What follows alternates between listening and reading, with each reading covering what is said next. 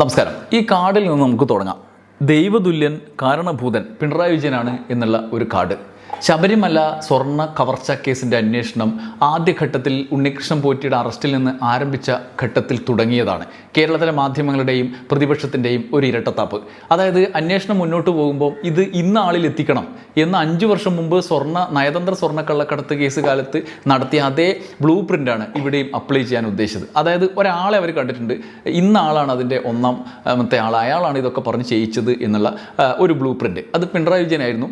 അതിൻ്റെ തുടർച്ചയായിട്ട് പാട്ടടക്കം ഇറക്കി, പോറ്റിയെ കയറ്റിയ ആളെക്കുറിച്ച് അടക്കം ഇറക്കി. അതിനിടയിൽ വന്ന ഒരു പ്രധാനപ്പെട്ട മൊഴി, തുടക്കത്തിൽ ഉണ്ണികൃഷ്ണൻ പോറ്റിയെ അറസ്റ്റ് ചെയ്തതിന് ശേഷം തന്നെ തന്ത്രിയോട് കാര്യങ്ങൾ ചോദിക്കുന്നുണ്ട്. തന്ത്രിയിലേക്ക് കാര്യങ്ങളൊക്കെ പോകുന്ന സാമാന്യ ബുദ്ധിയുള്ള മലയാളികൾക്കൊക്കെ ബോധ്യമായതുണ്ട്. പക്ഷേ തന്ത്രി ദൈവതുല്യനാണ്, അയാളൊന്നും തൊടാൻ പറ്റില്ല എന്ന് നമുക്ക് അറിയാം. നമ്മുടെ മാധ്യമങ്ങൾക്കും നമ്മുടെ ഇവിടുത്തെ പ്രതിപക്ഷത്തിനൊക്കെ മുട്ടുവിറക്കുന്ന ഒരു കാര്യമാണ്. പക്ഷേ അതിനുശേഷം പത്മകുമാർ കൊടുത്തൊരു മൊഴി, ദൈവതുല്യനായ ഒരാളാണ് എല്ലാത്തിൻ്റെയും പ്രധാന ഉറവിടം, പ്രധാനി എന്നുള്ള ഒരു മൊഴി പുറത്തു വന്ന ആദ്യ നിമിഷത്തിൽ മലയാളത്തിലെ ചാനലുകളും പ്രതിപക്ഷവും ചെയ്തത് അത് പിണറായി വിജയനാണ് ദൈവതുല്യൻ എന്ന് പറയാനാണ്.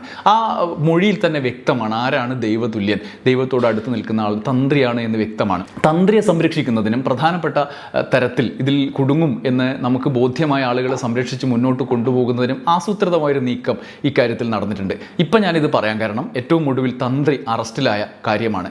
EDയും CBIയും ഒക്കെ വന്ന് അടുത്ത നാടകം ആടാൻ പോകുന്നതിന് മുമ്പ് തന്നെ SIT ഹൈക്കോടതിയുടെ മേൽനോട്ടത്തിൽ നടക്കുന്ന കൃത്യമായ അന്വേഷണത്തിൻ്റെ മുന്നോട്ട് പോക്കിൽ ഏറ്റവും പ്രധാനപ്പെട്ട ഒരു ചുവട് വെച്ചിരിക്കുന്നു. തന്ത്രിയിലേക്ക് ഈ കാര്യങ്ങൾ എത്തി എന്നുള്ള യാഥാർത്ഥ്യം ഒരുപക്ഷെ മറ്റൊരു കാലത്തും നടക്കാത്തൊരു കാര്യം ഇപ്പോൾ നടന്നു. അത് തന്ത്രി അറസ്റ്റ് ചെയ്യലാണ് എന്നുള്ള യാഥാർത്ഥ്യം നമ്മുടെ മുമ്പിലുണ്ട്. ഈ തന്ത്രിയുടെ കീഴിലുള്ള രാഹുൽ ഈശ്വർ മുതൽ വരെയുള്ള ആ തന്ത്രി ആരാധകരാണ് ഈ സ്വർണ്ണ കവർച്ച കേസിൻ്റെ കഥ, നറേറ്റീവ് ചാനലുകളിൽ രാവും പകലും ഇരുന്നു കൊണ്ട് ഇതിൽ നിന്നും വഴിതെറ്റിക്കാൻ നിരന്തരമായി ശ്രമിച്ചുകൊണ്ടിരുന്നത് എന്ന തോന്നൽ, എന്ന അറിവ് നമ്മുടെ മുമ്പിൽ ഇപ്പോഴും ഒന്ന് ഓർത്തെടുക്കുന്നത് നല്ലതാണ്. എന്തായാലും ഈ വിഷയത്തിലേക്കാണ് നമ്മൾ ഈ വീഡിയോയിലൂടെ കടന്നു ചെല്ലുന്നത്. തന്ത്രി അറസ്റ്റിലായ സാഹചര്യം ഏറ്റവും പ്രധാനപ്പെട്ട കാര്യമാണ് നമ്മുടെ മുമ്പിലേക്ക് വെക്കുന്നത്.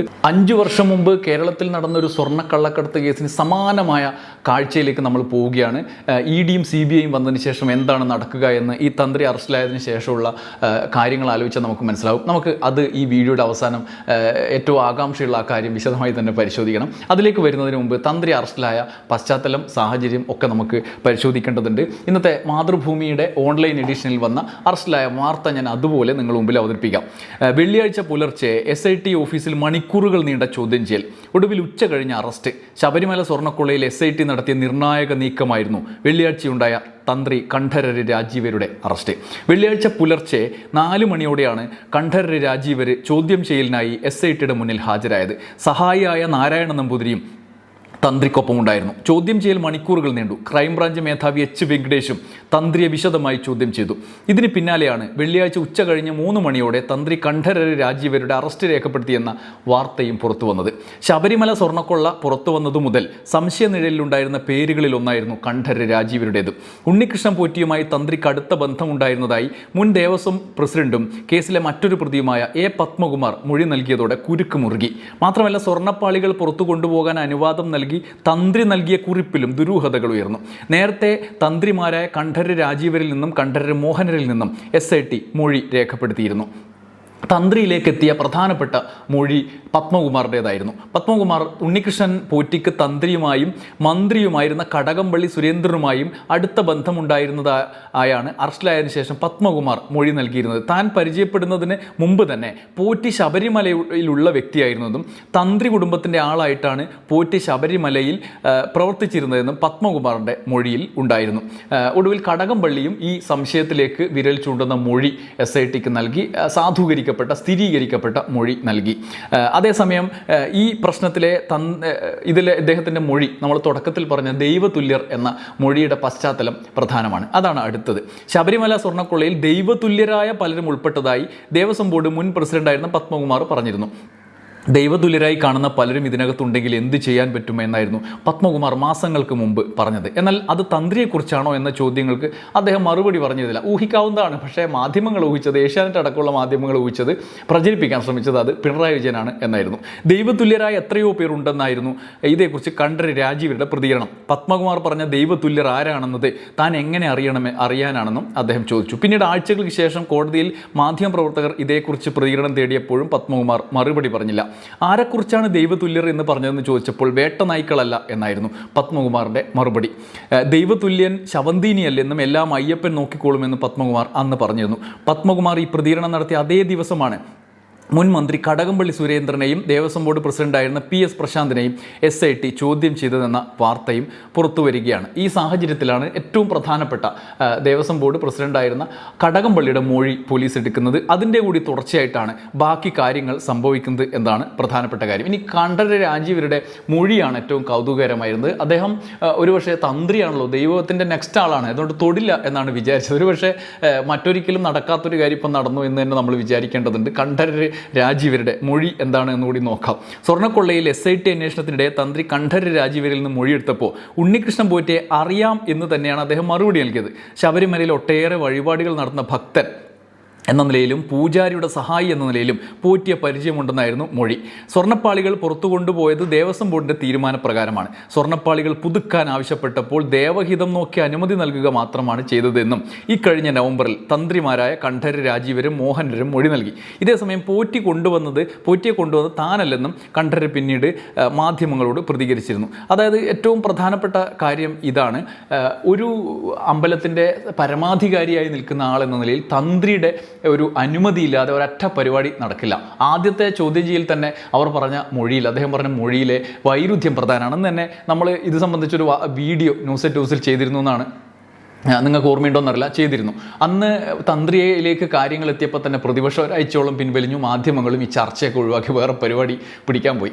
കാരണം തന്ത്രി തൊട്ട് കഴിഞ്ഞാൽ പ്രശ്നമാണല്ലോ എന്നുള്ള മട്ടിലായിപ്പോയി. അന്ന് തന്ത്രി പറഞ്ഞ മൊഴിയിൽ ഏറ്റവും പ്രധാനം ഈ കുഴപ്പത്തിലാക്കുന്ന അതാണ്, ദൈവമാണ് എന്നോട് ഇത് കൊടുക്കാൻ വേണ്ടി നിർദ്ദേശിച്ചത് എന്ന മട്ടിലാണ്, ദൈവഹിതം ആണ് എന്നാണ് പറഞ്ഞത്.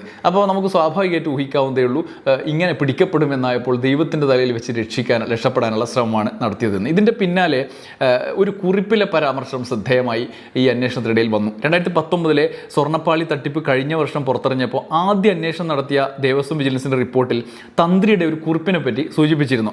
ശ്രീകോവിലിലെ ദ്വാരപാലക ശില്പങ്ങളിൽ സ്വർണം കുറഞ്ഞ് ചെമ്പ് തെളിഞ്ഞു എന്നാണ് കുറിപ്പിൽ പരാമർശിച്ചിരുന്നത്. തന്ത്രി കണ്ഠരര് രാജീവരിൽ നിന്നാണ് അന്നത്തെ അഡ്മിനിസ്ട്രേറ്റീവ് ഓഫീസറായിരുന്ന മുരാരി ബാബു സ്വർണ്ണ പാളി പുറത്തേക്ക് കൊണ്ടുപോകാൻ അഭിപ്രായം എഴുതി വാങ്ങിയിരുന്നത്. ദ്വാരപാലകരിലും ശ്രീകോവിലിൻ്റെ തെക്ക് വടക്കും ഉള്ള മൂലകളിലും പൂശിയിട്ടുള്ള സ്വർണ്ണം കുറഞ്ഞ് ചെമ്പ് തെളിഞ്ഞതിനാൽ പുതുതായി സ്വർണം പൂശി വൃത്തിയാക്കി വെക്കുന്നതിന് അനുവദിക്കാവുന്നതാണ് എന്നാണ് തന്ത്രിയുടെ കുറിപ്പിൽ കാണുന്നതെന്ന് വിജിലൻസ് റിപ്പോർട്ടിൽ ഉണ്ടായിരുന്നു. ഇതേസമയം 98 ദ്വാരപാലക ശില്പങ്ങളിലും തെക്ക് വടക്കുമുള്ള മൂലകളിലെ തൂണുകളിലും സ്വർണം പൊതിയുകയായിരുന്നു എന്ന വസ്തുത തന്ത്രിയുടെ കുറിപ്പിലും ഉണ്ടായിരുന്നില്ല എന്നത് SIT അന്നേ വിലയിരുത്തി. തന്ത്രി എഴുതിയ കുറിപ്പിൻ്റെ അടിസ്ഥാനത്തിലാണ് മുരാരി ബാബു റിപ്പോർട്ട് തയ്യാറാക്കിയതെങ്കിലും തന്ത്രി പറഞ്ഞിരുന്ന സ്വർണം കുറഞ്ഞ് ചെമ്പ് തെളിഞ്ഞതിനാൽ എന്നത് പിന്നീട് മാറ്റി. ദ്വാരപാലകരുടെ കാര്യത്തിൽ ചെമ്പ് തകിടെന്നും തെക്ക് വടക്കുമുള്ള മൂലകളിലെ തൂണുകളിൽ ചെമ്പ് പാളികളെന്നുമാണ് മുരാരി വരുത്തിയ ഭേദഗതി. താൻ എഴുതിക്കൊടുത്ത പോലെയല്ല മുരാരി റിപ്പോർട്ടിൽ എഴുതിയതെന്ന് സെപ്റ്റംബറിൽ മോഷണ വിവരം പുറത്തു വന്നപ്പോൾ കണ്ഠരര് രാജീവര് പ്രതികരിക്കുകയും ചെയ്തത് ശ്രദ്ധേയമായ കാര്യമാണ്. ഇതാണ് സാഹചര്യം. മാതൃഭൂമി റിപ്പോർട്ടിലെ വിശദാംശങ്ങളിൽ നിന്ന് ഇത്രയും കാര്യങ്ങളാണ് നമുക്ക് ബോധ്യമാവുക. ഈ ഘട്ടത്തിൽ നിൽക്കുമ്പോഴാണ് തന്ത്രിയിലേക്ക് ദൈവതുല്യൻ ആര് എന്ന ചോദ്യത്തിന് ഉത്തരം നമുക്ക് ലഭിക്കുന്നത്. ഈ ഉത്തരവാദിത്തം, ഈ സ്വർണ്ണ പാളി മോഷണത്തിൻ്റെ ഒന്നാമത്തെ ഉത്തരവാദിത്തം അദ്ദേഹത്തിലേക്ക് വരികയാണ്. മോഷ്ടാക്കളുണ്ട്, അത് വേറെ ഉണ്ട് എന്നുള്ളതാണ്. യഥാർത്ഥം ഈ മട്ടിൽ ആയിരിക്കുകയാണ് മാധ്യമങ്ങളും രാഷ്ട്രീയ പാർട്ടികളും ചേർന്ന് ഒരു ഗൂഢസിദ്ധാന്തം അവതരിപ്പിക്കാൻ ശ്രമിച്ചത്. 5 വർഷം മുമ്പ് കേരളത്തിൽ നടത്തിയ അതേ നാടകം വ്യക്തമായി ആടാനുള്ള നീക്കമാണ് ഇനി ഇവിടെ നടന്നത്. അതിൻ്റെ തുടർച്ചയായിട്ട് മാധ്യമ നറേറ്റീവുകളുണ്ടായി. ഇനി അടുത്ത ഘട്ടമാണ് പ്രധാനം. EDയും CBIയും വന്നു. ED കേസെടുത്ത് കഴിഞ്ഞു. ഈ സാഹചര്യത്തിൽ മുമ്പ് സ്വർണ്ണ കള്ളക്കടത്ത് കേസിൽ നമുക്ക് അറിയാവുന്ന 5 വർഷം മുമ്പ് അറിയാവുന്ന ഒരു കഥയുണ്ട്. ഇതിൽ ഏറ്റവും പ്രധാനപ്പെട്ട പ്രതികളെ മാപ്പ് സാക്ഷിയാക്കുകയും എല്ലാത്തിൻ്റെ ഉത്തരവാദി പിണറായി വിജയനാണ്, ശിവശങ്കറാണെന്നൊക്കെ പറഞ്ഞിട്ടുള്ള മൊഴികൾ എഴുതി വാങ്ങി അവർക്കെതിരായി ഈ കേസിനെ തിരിച്ചുവിടാനുള്ള നടപടികൾ നടത്തിയ നീക്കം ഇന്നത്തെ ദിവസത്തിനൊരു പ്രാധാന്യമുണ്ട്. അതിൽ ഏറ്റവും പ്രധാനപ്പെട്ട പ്രധാനപ്പെട്ട നീക്കം നടത്തിയ ഒരാൾ പിന്നീട് മറ്റ് പല കൈക്കൂലി കേസുകളിലും പിടിയിലാവുകയും ED തന്നെ അദ്ദേഹത്തെ ഉൾക്കൊള്ളാൻ പറ്റാത്ത വിധം അപകീർത്തിയാൽ ഇങ്ങനെ പൊളയുകയും ചെയ്ത ഘട്ടത്തിലാണ് അദ്ദേഹത്തിനെതിരെ കേന്ദ്ര ധനകാര്യ മന്ത്രാലയത്തിന് തന്നെ നടപടി സ്വീകരിക്കേണ്ടി വന്നത്. P. രാധാകൃഷ്ണൻ എന്ന ED ഉദ്യോഗസ്ഥൻ അന്ന് മറ്റേ സ്വർണ്ണപ്പാളി അന്ന് ബിരിയാണി ചെമ്പിൽ ഈന്തപ്പഴത്തിലെ കുരുവിൻ്റെ രൂപത്തിൽ സ്വർണ്ണം ഉണ്ടാക്കി, പിന്നെ ഇതിലൊക്കെ പിണറായി വിജയൻ തന്നെ ഇത് കടത്തിയെന്ന് EDനെ കൊണ്ട് രഹസ്യ വാർത്തകളായി രഹസ്യ വിവരങ്ങൾ റിപ്പോർട്ട് ചെയ്യിപ്പിച്ച ഉദ്യോഗസ്ഥൻ പിന്നീട് മറ്റ് പല കൈക്കൂലി കേസിലും സ്വന്തം രീതിയിൽ പോകാൻ തുടങ്ങുന്നു എന്ന് പറഞ്ഞപ്പോൾ അയാളെ ഒഴിവാക്കി. ഇന്നത്തെ പത്രമാണ് കേരളത്തിൽ അത് റിപ്പോർട്ട് ചെയ്ത് 2 ദിവസം മുമ്പ് നടന്ന കാര്യമാണെങ്കിലും അദ്ദേഹത്തെ പുറത്താക്കിയ കാര്യം റിപ്പോർട്ട് ചെയ്ത്. ഇനിയിപ്പോൾ EDയും SIT അന്വേഷിച്ചതിന് ശേഷം EDയും CBIയും ഒക്കെ വരുമ്പോൾ ഈ സ്വർണ്ണപ്പാളി കേസിലെയും പ്രതികൾ എല്ലാവരും പിടിയിലായി കഴിഞ്ഞു. ഈ ഘട്ടത്തിൽ അടുത്ത സമീപനം ഈ ദൈവതുല്യൻ എന്ന് പറയുന്ന പ്രയോഗത്തിൻ്റെ സമാനമായ നിലയിൽ രാഷ്ട്രീയമായി തെരഞ്ഞെടുപ്പൊക്കെ വരികയാണ്. ഇതിൻ്റെ രാഷ്ട്രീയ ഉപയോഗം ഏത് മട്ടിലാണ് മാറുക എന്നുള്ളതാണ് ചോദ്യം. ആകാംക്ഷ ഉണ്ടാക്കുന്ന രാഷ്ട്രീയ തർക്കങ്ങളിലേക്ക് കടക്കുമെന്നുറപ്പാണ്. അതിലേക്ക് നമുക്ക് കാത്തിരിക്കാം. നന്ദി, നമസ്കാരം.